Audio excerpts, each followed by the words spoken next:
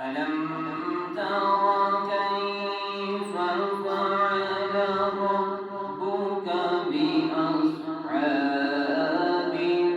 الفيل ألم يجعل كيدهم في تضليل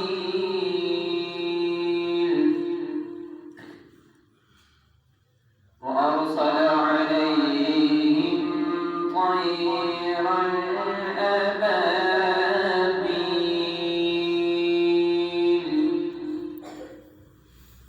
ترميهم بحجارة من سجيل فجعلهم كعصف مأكول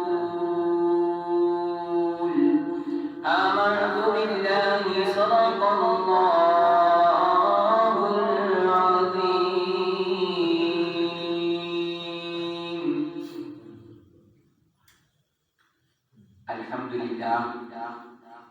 الحمد لله رب العالمين والعاقبة للمتقين الصلاة والسلام على سيد الأنبياء والمرسلين وعلى آله وأصحابه أجمعين أما بعد فأعوذ بالله من الشيطان اللعين الرجيم بسم الله الرحمن الرحيم.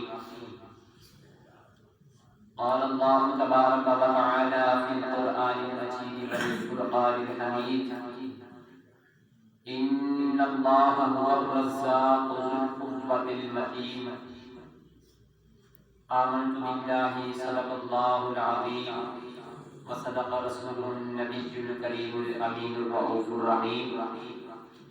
وقال الله تبارك وتعالى في شان حق حبيبه مخبرا وآمرا إن الله وملائكته يصلون على النبي يا أيها الذين آمنوا صلوا عليه وآله وسلموا تسليما كثيرا كثيرا. تمام احباب محبت عقیدت اور ذوق کے ساتھ پیارے آقا صلی اللہ علیہ وآلہ وسلم کی ذات اقدس پر ہدیت الاسلام پیش فرمائیں الصلاۃ والسلام علیک یا سیدی یا رسول اللہ وعلى آلك وأصحابك يا حبيب الله. الصلاة والسلام عليك يا سيدي يا رسول الله وعلى آلك وأصحابك يا سيدي يا نبي الله. جھوم جھوم کے پڑھیے الصلاة والسلام عليك يا سيدي يا رسول الله وعلى آلك وأصحابك يا سيدي يا رحمة للعالمين. يا صاحب الجمال ويا سيد البشر يا صاحب الجمال ويا سيد البشر من وجهك المنير لقد نبل القمر لا يمكن الثناء كما قال حقه بعد الخدا بظلمته قصہ مختصر.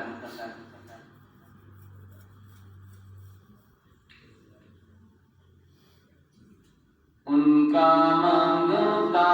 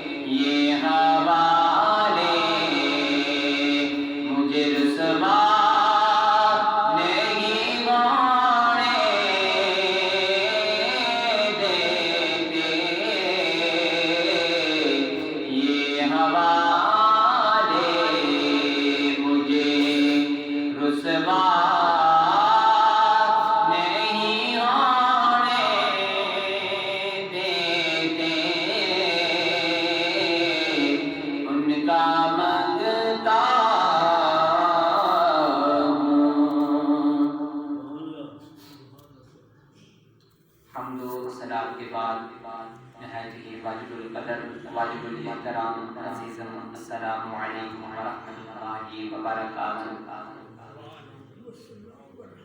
احباب ذیاب شام، میں نے آپ احباب کے سامنے قرآن مجید فرقان حمید سے ایک آیت مقدسہ تلاوت کرنے کا شرف حاصل کیا۔ اس آیت مقدسہ میں اللہ رب العزت یہ ارشاد فرما رہا ہے ان اللہ هو الرزاق ذو القوة المتین،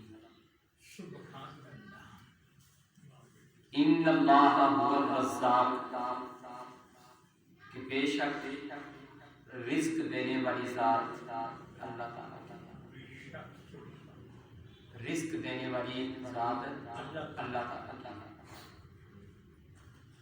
اسی حوالے سے اللہ تعالیٰ کے جو صفاتی نام ہیں ان میں ایک نام رزاق بھی ہے۔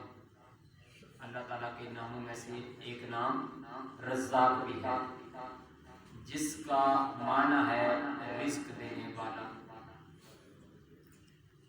اب رزاق کسے کہتے ہیں، رزاق کسے کہتے ہیں اور کیوں کہتے ہیں؟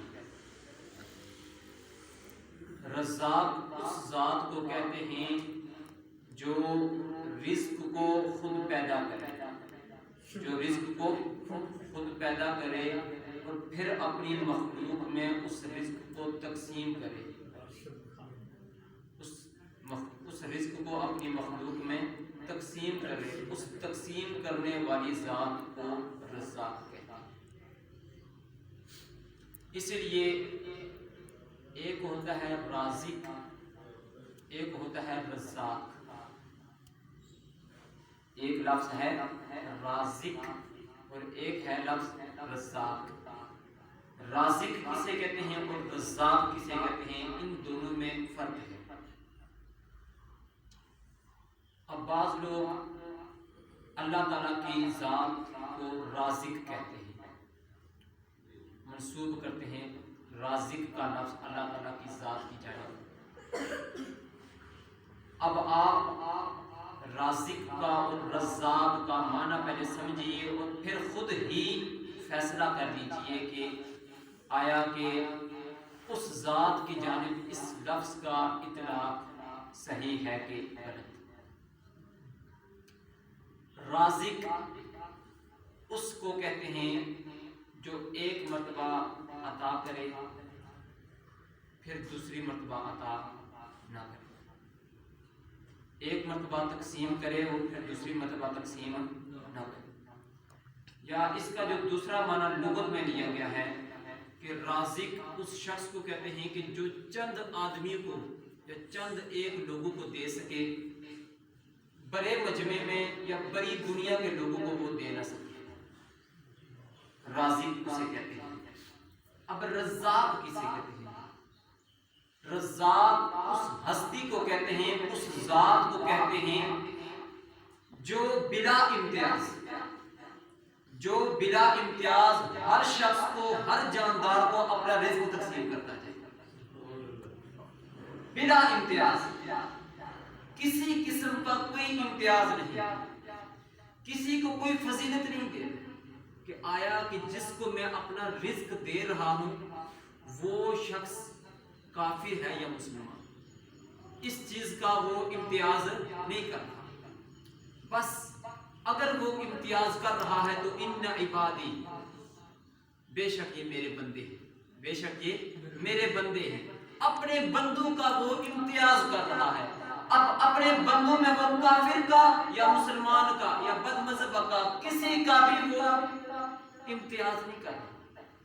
اب وہ شخص، اب وہ ذات، وہ یہ نہیں کہتی کہ فلاں شخص میرا کلمہ نہیں پڑھتا میں اسے اپنا رزق نہیں دوں گا، فلاں آدمی میری نافرمانی کرتا ہے میں اسے رزق نہیں دوں گا۔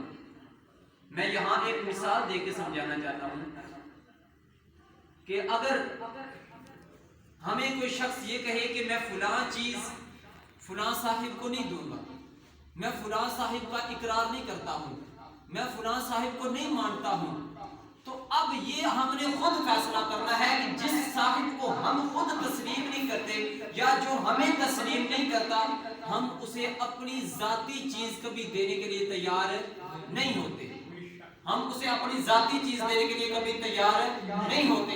لیکن وہ رب ہو کر وہ ذات ایسی عظیم ذات ہے کہ جب نوازنے پہ آتا ہے، جب تقسیم کرنے پہ آتا ہے کہ کسی کا کوئی امتیاز نہیں کرتا، بلا امتیاز ہی تقسیم کرتا چلا جاتا، بلا امتیاز ہی تقسیم کرتا چلا جاتا، اس ذات کو رزاق کہتے ہیں۔ اب جو قراء حضرات ہیں، جو قرآن پاک کے اندر جنہوں نے زبر زیر اور پیش ان کے قواعد جنہوں نے مرتب کیے ہیں، قراء حضرات، انہوں نے اس بات کو لکھا ہے کہ رزاق، ذا کے اوپر جو شد ہے نا، را اور ذا کا جو آپس میں تسلسل مل رہا ہے، رزاق، یہ شد اس لیے ہے کہ ایک ایسی ذات کا نام ہے جو بار بار دیتا ہے، رزاق۔ اب یہ بات جب اتنی سختی کے ساتھ اس لفظ کو پڑھا جا رہا ہے تو اس کے معنی بھی اسی طریقے سے تسلسل کے ساتھ ہے کہ یعنی ایک ایسی ذات جو بار تقسیم کرتی جائے۔ یہاں ایک اور مثال دے کے سمجھانا چاہتا ہوں کہ وہ رب ہو کر کسی کا کوئی امتیاز نہیں کرتا، کبھی کسی کا وہ اپنا رزق بند نہیں کرتا۔ تو یہاں ایک مثال سمجھ لیجئے، حضرت سیدنا ابراہیم علیہ السلام، حضرت سیدنا ابراہیم، سبھی نے ان کا نام سنا ہے، ان کو نبی بھی تسلیم کرتے ہیں، سبھی تسلیم، بولیے تو صحیح، سبھی تسلیم کرتے ہیں، اللہ تعالیٰ کے نبی گزرے ہیں، بڑے ہی برگزیدہ نبی تھے، اللہ تعالیٰ کے خلیل دوست نبی تھے۔ ان کی ایک عادت اللہ تعالیٰ کو بڑی ہی پسند تھی، وہ عادت یہ تھی کہ وہ ہر شخص کو اپنا مہمان بنانے کی تمنا رکھتے تھے، بڑے ہی مہمان نواز تھے۔ کتب تاریخ میں آتا ہے کہ حضرت سیدنا ابراہیم علیہ السلام اس وقت تک کھانا نہیں کھایا کرتے تھے جب تک آپ کے پاس کوئی مہمان نہیں تشریف لے آتا تھا۔ مہمان کو اپنے پاس بٹھاتے اور بٹھانے کے بعد پھر اپنے جو ہے وہ کھانا تناول کرنا شروع کرتا۔ ایک مرتبہ یوں ہوا کہ کافی دیر مہمان کی تلاش میں نکلے، گھر پہ مہمان کا انتظار کیا کہ شاید کی بات ہے کہ اللہ تعالیٰ کی ذات کرم نوازی کرے اور کوئی مہمان بھیج دے۔ گھر پہ انتظار کرتے رہے لیکن انہیں کوئی مہمان نہ نظر آیا۔ انتظار کرنے کے بعد پھر وہ گھر سے نکلے، شہر کی جانب بڑھے۔ شہر کی جانب بڑھتے ہیں تو کیا دیکھتے ہیں کہ شہر میں ایک بوڑھا سا شخص جس کی عمر 90 یا 100 سال سے زائد ہوگی، 90 یا کتب تاریخ میں آتا ہے کہ 90 یا 100 سال سے اس شخص کی عمر زائد ہوگی۔ اس شخص کو حضرت سیدنا ابراہیم علیہ السلام نے جا کے اس سے سلام کیا۔ سلام کرنے کے بعد عرض کرتے ہیں کہ آج آپ میرا مہمان بننا پسند کریں گے؟ آج آپ میرا مہمان بننا پسند کریں گے؟ تو وہ شخص عرض کرنے لگا کہ یا خلیل اللہ، اگر آپ مجھے اپنا مہمان بنا لیں تو اس میں کیا حرج ہے؟ 3 یا 4 دن سے بھوکا ہوں، تو آپ مجھے اپنا مہمان بنا لیں تو آپ کی بڑی کرم نوازی ہوگی۔ آپ اس کا ہاتھ پکڑتے ہیں، ساتھ لے کر گھر چل جاتے ہیں، گھر جا کر سامنے کھانا رکھتے ہیں، دسترخوان بچھاتے ہیں، کھانا رکھا۔ جب کھانا تناول کرنا شروع کیا تو حضرت سیدنا ابراہیم علیہ السلام اس شخص سے یہ کہنے لگے کہ بسم اللہ، یعنی اللہ تعالیٰ کا نام لے کر کھانا شروع کرو، اللہ تعالیٰ کا نام لے کر کھانا شروع کرو۔ تو وہ شخص آگے سے ہاتھ جوڑ کے عرض کرتا ہے کہ اللہ تعالیٰ کو میں نہیں جانتا، اللہ تعالیٰ کو میں نہیں مانتا، میں مجوسی ہوں، میں آپ کے مذہب کے ساتھ تعلق رکھنے والا نہیں ہوں۔ حضرت سیدنا ابراہیم علیہ السلام نے وہ کھانا وہاں سے اٹھایا اور رکھ دیا۔ فرماتے ہیں کہ تو جو رزق ہمیں دیتا ہے اس کو تو نہیں مانتا، تو تیرا رزق کا حصہ میرے دسترخوان پہ نہیں ہو سکتا، چلا جا۔ اپنے گھر سے اس کو اٹھا دیا۔ اٹھانے کے بعد حضرت سیدنا جبرائیل علیہ السلام کو اللہ تعالیٰ نے حضرت ابراہیم کی بارگاہ میں بھیجا اور جا کر عرض کر فرمایا کہ اے جبرائیل جاؤ اور جا کر ابراہیم کی بارگاہ میں یہ عرض کرو کہ جس شخص کو آج تم نے دسترخوان سے اٹھایا ہے، جاؤ اسے جا کر تلاش کرو اور اس شخص سے یہ پوچھو کہ 90 یا 100 سال سے زائد تیری عمر ہو چکی ہے، ایک دن ایسا بتا دے جس دن تجھ پر تیرے رب نے رزق کا دروازہ بند کیا ہو، کوئی ایک دن ایسا بتا دے۔ سیدنا ابراہیم علیہ السلام نے جب یہ بات سنی کہ رب کا پیغام آیا ہے، رب کا سندیشہ میرے پاس آیا ہے کہ وہ 100 سال سے اس شخص کو رزق دے رہا ہے اور 100 سال سے یہ شخص نافرمانی میں اللہ تعالیٰ کی لگے ہوئے ہیں، پھر بھی وہ رزق نہیں بند کر رہا۔ ایک وقت میرے پاس آیا، ایک وقت کے لیے اللہ تعالیٰ نے اس شخص کو میرا مہمان بنایا، اس شخص کو اللہ تعالیٰ نے میرا مہمان بنایا، میں نے پھر بھی اسے اپنے دسترخوان سے اٹھا دیا۔ فرماتے ہیں کہ کتب تاریخ میں آتا ہے حضرت ابراہیم علیہ السلام نے کھانا وہیں چھوڑا اور اس شخص کی تلاش میں نکلے، 7 سے 8 دن تک اس شخص کو تلاش کرتے رہے۔ 7ویں یا 8ویں روز وہ شخص ملا، پھر اسے بلا کر لائے اور کہا کہ آؤ اور آ کر کھانا کھاؤ، آؤ اور آ کر میرے ساتھ بیٹھ کر کھانا کھاؤ۔ اس نے کہا کہ شرط پھر بھی میری وہی ہے کہ آپ کے رب کا نام نہیں لوں گا۔ فرماتے ہیں کہ ٹھیک ہے، آپ اپنے رب کا نام لو یا نہ لو، میرے رب کا نام لو یا نہ لو، جس کو مانتے ہو اس کا نام لے کر یا لو یا نہ لو، بس آؤ اور میرے ساتھ بیٹھ کے کھانا کھاؤ۔ جب آپ نے اسے پھر بٹھایا، کھانے پہ بیٹھے تھے، بات چیت شروع ہوئی، پوچھتا وہ شخص، بوڑھا شخص پوچھتا ہے کہ یا حضرت مجھے یہ بات تو بتائیں کہ آخر ایسی کون سی چیز تھی جس نے اس چیز کو آپ کو اس بات پہ مجبور کیا کہ آپ نے مجھے تلاش کیا، تلاش کرنے کے بعد پھر آپ نے مجھے کھانے پہ دوبارہ بٹھایا۔ فرماتے ہیں کہ میرے رب نے مجھے سندیشہ دیا، میرے رب نے مجھے پیغام بھیجا تھا کہ جس شخص کو آج آپ نے دسترخوان سے اٹھایا ہے نا، 100 سال سے میں نے اس کا رزق نہیں بند کیا، 100 سال ہو گئے ہیں وہ میری لگاتار نافرمانی کر رہا ہے۔ اس لیے کہ اللہ تعالیٰ کی ذات جب تقسیم کرنے پہ آتی ہے نا تو پھر وہ اس بات کا امتیاز نہیں کرتی کہ جو رزق کھانے والا ہے وہ مسلمان ہے یا کافر۔ اللہ تعالیٰ کی ذات بلا امتیاز رزق تقسیم کرتی ہے۔ اس لیے حضرت سیدنا شیخ سعدی شیرازی رحمۃ اللہ تعالیٰ علیہ آپ فرماتے ہیں کہ انسان کا جتنا رزق اس دنیا پہ اس کا لکھا ہوا ہے وہ سارے کا سارا رزق اس نے اپنے حصے کا لینا ہے، پھر اگلے سفر کی جانب اس نے کوچ کرنا ہے۔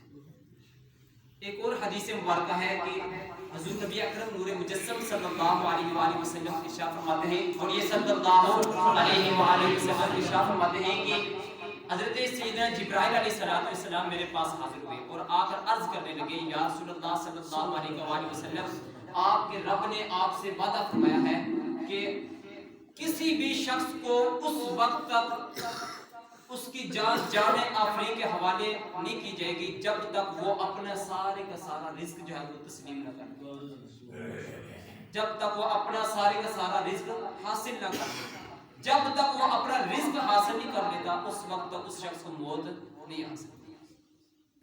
اب یہ بات بھی ہے کہ ہو سکتا ہے کہ کسی کے نصیب میں 2 لقمے لکھے ہوئے ہوں، وہ 2 لقمے اس کے آخری لقمے ہیں، اور جتنی باتیں انسان کی اس دنیا میں لکھی گئی ہیں جب تک وہ باتیں انسان کر نہ لے اس وقت تک انسان کو موت نہیں ہوتی، کیونکہ حضور نبی اکرم صلی اللہ علیہ وآلہ وسلم کا فرمان علی شان ہے۔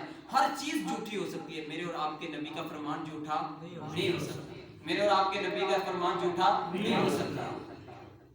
ایک اور بات، انسان تک پہنچانے کا جو رزق پہنچانے کا جو سلسلہ ہے وہ اللہ تعالیٰ نے بڑے ہی احسن طریقے کے ساتھ انسان تک رزق پہنچانے کا سلسلہ رکھا۔ وہ یہ ہے کہ سب سے پہلے انسان کا رزق، جس طرح کہ اللہ تعالیٰ نے ارشاد فرمایا وَأَنزَلَ اللَّهُ مِنَ السَّمَاءِ مَاءً وَأَنزَلَ اللَّهُ مِنَ السَّمَاءِ رِزْقًا، کہ ہم آسمان سے رزق اتارتے ہیں، پانی اتارتے ہیں۔ اب پانی کو آسمان سے اتارا جاتا ہے، جب یہ ساری کائنات بنائی گئی، بات ذرا لمبی ہے توجہ سے سنیے گا۔ جب یہ کائنات بنائی گئی تو اللہ تعالیٰ نے سمندر کو حکم دیا، پانی کو حکم دیا کہ پوری اکثر حصے پر، پوری روئے زمین کے اکثر حصے پر پانی کو حکم دیا کہ پھیل جائے۔ سائنس نے اس بات کا مشاہدہ کیا ہے کہ پوری روئے زمین پر 71% حصہ، 71% ایسا حصہ ہے جس پر پانی ہے، 71% حصے پر زمین کے 71% حصے پر پانی ہے، اور 29% حصہ خشک ہے۔ 71% حصے پر پانی اور پھر 29% حصے پر خشکی۔ جو خشکی والا حصہ ہے اس کو بھی اللہ تعالیٰ نے اسی پانی سے سیراب کرنا ہوتا ہے جس کو اللہ تعالیٰ نے حکم دیا تھا کہ پوری زمین پر پھیل جائے۔ اب یہ سلسلہ اللہ تعالیٰ نے کیسے اور کس طریقے سے رکھا گیا ہے، کس طریقے سے رکھا ہے؟ سائنسدان اس بات کو لکھتے ہیں کہ سب سے پہلے جو پانی ہے یہ بخارات بنتا ہے، بخارات بننے کے بعد پھر اوپر آسمان کی طرف اٹھتا ہے، پھر یہ بادل بنتا ہے، بادل بننے کے بعد پھر اللہ تعالیٰ ان بادل کے اس ٹکڑے کو حکم دیتا ہے کہ زمین کے فلاں حصے پہ جاؤ اور جا کر برساؤ۔ اب انسان کا رزق کہاں پہ ہوتا ہے اور کہاں سے اٹھا کے اللہ تعالیٰ اس تک پہنچا دیتا ہے۔ اب پہنچتا کیسے ہے؟ اس پانی کے ذریعے۔